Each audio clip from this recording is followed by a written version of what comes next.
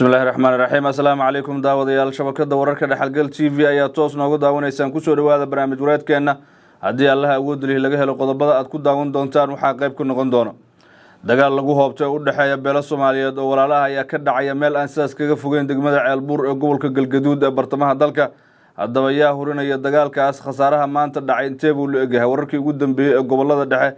ayaan caawa idin haynaa cali jayte cusmaan hogaamiyihii macaawisleyda gobolka hiiraan iyo guud ahaanba soomaaliya mar kale ayuu soo laba kacliyey dowladda soomaaliya ayuu aada u eedeeyey wuxuu ka hadlay khilaafka u dhexeeya jubbaland iyo dowladda federaalk ee soomaaliya sidoo kale etoobiya in xilligan heshiis uu la saxeexday madaxweyne xashi maxamuud ayuu aada uga nuunuucsaday khudbad dheer uu jeediyey cali jayte ayaan caawa barnaamijkeena inkuga hayaa haddii allaha awoodda lihi laga helo waxaa kaloo daawan doontaan dagaal qaraar oo u dhexeeya somalilan iyo s c khaatuma ayaa ka dhacay magaalada ceergaabo ee gobolka sanaag dhimashada khasaaraha iyo dhaawaca uu dhaliyey ayaa si toosa barnaamijkeena caawa uga bogan doontaan haddii allaha awoodda lihi laga helo xogta kulankii addis ababa ee madaxweyne ku-xigeenka jubbaland iyo taliyaha ciidamada etoobiya ayaa durba soo baxaysa in ka badan 3,000 oo gaadiidka dagaalka ah ayay jubbaland gacanta ku dhigaysaa waxayna kula dagaalami doontaa dowladda federaalk ee soomaaliya sida la rumaysay wararkii ugu dambeeyey ayaan idin haynaa mid ka mid a macaawisleyda beelaha dega gobolka hiiraan howlgal ay ka sameeyeen deegaanada dhacajiinka webiga ayay ku dileen xubno ka tirsan dagaalyahanada al-shabaab haddaba tirada ay dileen inta ay la eg tahay iyo khasaaraha ay markaasi gaarsiiyeen al-shabaab ayaan caawa barnaamijkeena diiradda ku saari doonaa qodobadaas hadba waxay nagu soo kordho ayaa daawan doontaan marka hore waxaan kaa codsanayaa inaad youtube-kayga subscribe dhahda sidoo kale aada rukumato bartayda facebook aad iyo aad u mahadsan tahay daawada waa hagaag aynu ku bilowna ee dagaal saacado badan qaatay ayaa wuxuu ka dhacay ama faahfaahino dheeraada ay ka soo baxayaan khasaaraha ka dhashay dagaal maanta ka dhacay deegaan lagu magacaabo xarar xayle oo hoos taga magaalada guriceel ee gobolka galgaduud ee bartamaha dalka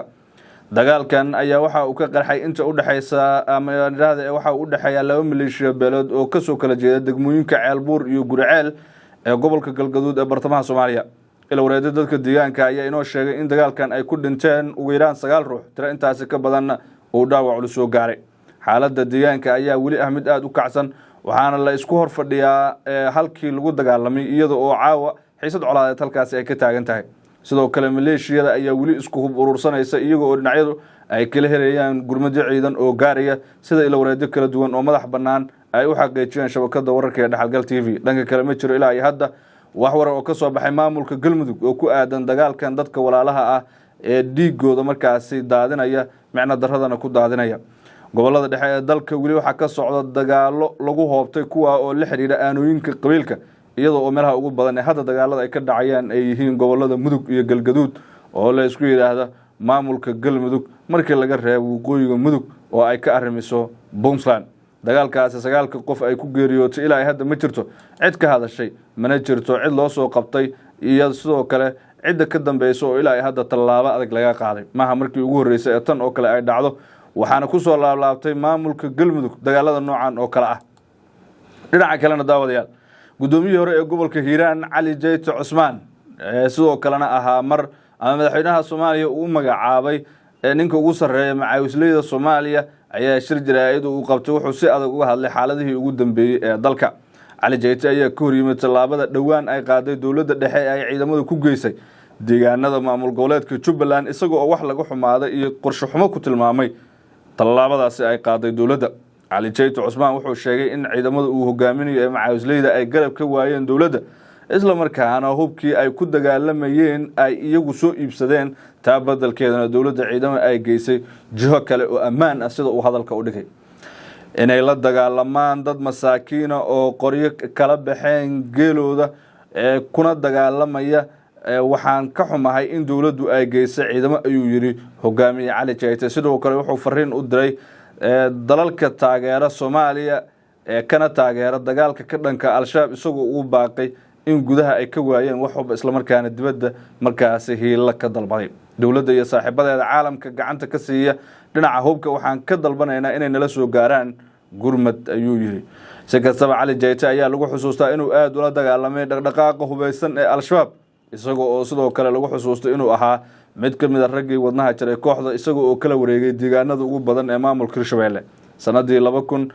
2022 bishii May wixii ka dambeeyay madaxweyne xasan sheekh markii la doortay ayuu aad u soo caan baxay wuxuuna ahaa mid ka mid hogaamiyayaasha dagaalka ee warbaahinta Soomaalida iyo midda caalamkaba dhagaheeda aad u qabsaday muddadii uu socdo dagaalkaas waliba bilooyinkii ugu dambeeyay uu hakad ku yimid.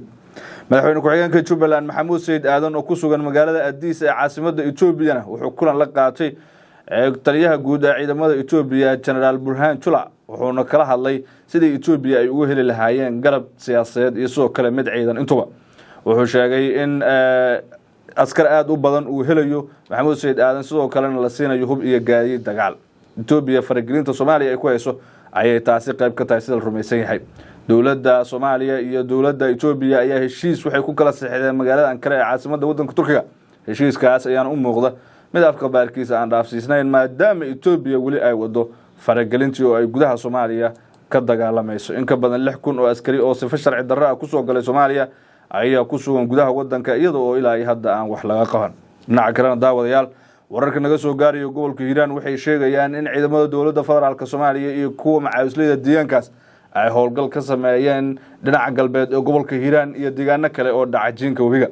howlgalkan oo ahaa mid qorsheysan ayaa waxaa lagu baacsanayay xubno ka tirsan kooxda Al-Shabaab oo ku sugnaa aagga deegaan lagu magacaabo Ceelbaar. sidoo kale waxaa lagula dagaalamay deegaan kale oo lagu magacaabo Diinlaabe, Dhingaras iyo deegaano kale oo hoostaga jiinka webiga kana tirsan xadka ay wadaagaan gobolada Shabeellaha Dhexe iyo Hiiraan oo la isku yiraahdo maamulka Shabeelle. macaawisleydan oo ka soo kala jeeda beelaha Abgaal iyo Gaaljecel ayaa Al-Shabaab kula dagaalamay deegaanadaas waxaana la gaarsiiyay khasaare aad u xooggan. Ceelbaar oo macaawisleydaasi ay qabseen waxaa gaaray taliyaha guutada 27aad ee ciidanka xoogga dalka Soomaaliyeed isagoo oo sheegay inay soo afjarayaan waxa uu ugu yeeray argagixisada. ugu dambeynna daawadayaal golaha wasiirada Somaliland ayaa lagu dhawaaqay waxaana daaqada ka baxay wasiiro dhowr ah oo ka mid ahaa wasiir Booni ragii ugu afdheeray xukuumadda Colonel Biixi ayaa halkaas isaga baxay 48 saacadood gudahood ayuu madaxweyne Cirro ku soo magacaabay golahiisa wasiirada waxaana warbaahinta la hadlay Aadan Dayr oo isagu laftirkiisa ah afayeenka cusub ee madaxweynaha oo isla saakadan la magacaabay.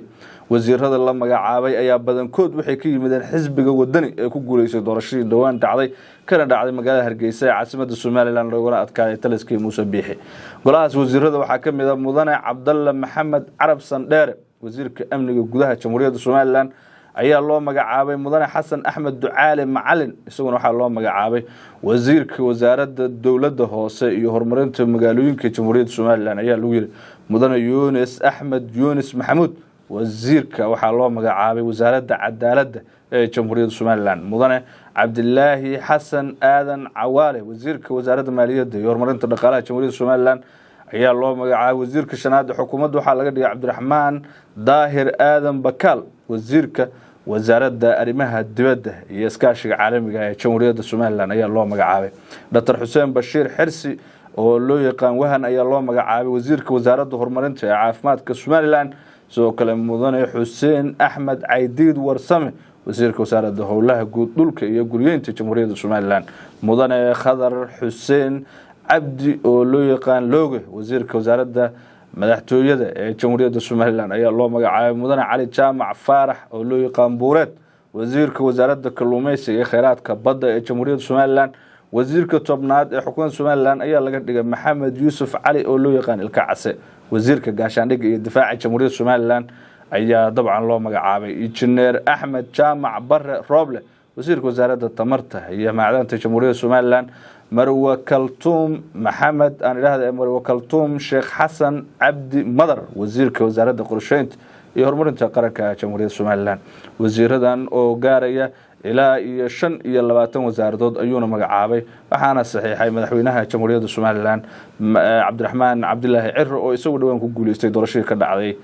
Somaliland. isbedel ayaa la rajeynayaa in uu geliyo Somaliland lagana rayso taliskii macangaga siyaasadeed lagu sheegay ee uu horkacayay Colonel Biixi ee dagaalka u qaaday deegaano dhowr ah isagoo oo laba u qaybiyay Somaliland. guud ahaana barnaamij wareedkeennii aan diiradda ku saarayna wararka ugu waaweyn Soomaalida ayaa intaas nagaga dhan. haddii intaan nala soo gaartay like share sidoo kale subscribe iyo follow aad ayaad u mahadsantahay daawada.